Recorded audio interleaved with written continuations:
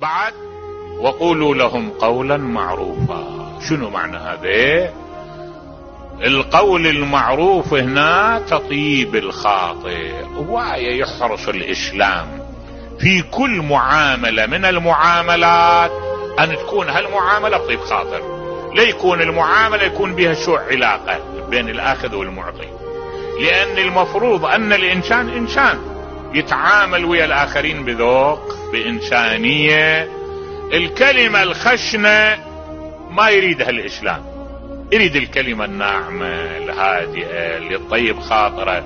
هسه هذا هم محتاج، الزمان قاشع ليه، وهم انت تجي ليه تجيبها بكلمة من الكلمات اخرت على لون، يعني على مستوى جاي تتصرف. هذا الزمان لعن موتى زين وفاقرة ومأذي، وانت تجي تجرحها بكلمة بعد نابية، هالكلمة تصير انت والزمان عليه.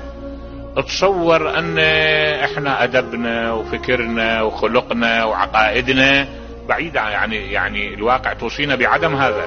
نقول لا، لازم اي عطاء تصحبه، وحتى المنع تكون تصحبه الكلمة الطيبة. ما تريد تطيب تقدر تطيب خاطرة بكلمة، تطيب خاطرة بلون من الوان المداعبة، الحديث الناعم، البسمة، تخليه قايم من عندك وهو راضي.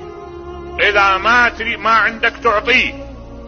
احنا وين عن ائمتنا اللي كانوا يتصورون اذا واحد وقف عليهم وطلب من عندهم الى فضل عليهم؟ شايف؟ كانوا يعتبروه الى فضل عليهم. ليش؟ شوف كلمة الامام الصادق سلام الله عليه: اذا جاءك من اهل الفاقة من يحمل لك زادك الى يوم فقرك وفاقتك فاعطه وله الفضل عليك. ليش؟ لان هذا حمل لك زادك الى وقت انت بحاجة به الى الزاد، راح يحمل لك الخير الى وقت انت ما تملك ان تحصل الرغيف. هذا جاي يشيل لك الخير الى يوم القيامة، يوم تذهل فيه او كل مرضعة عما ارضعت. علاقة الام بطفلها تنفصم مع شدة الحب، فانت في امس الحاجة في تلك الايام الى الرعاية الى الرحمة. وما من لطف تصنعه مع محتاج الا ويدخر لك ذلك اللطف.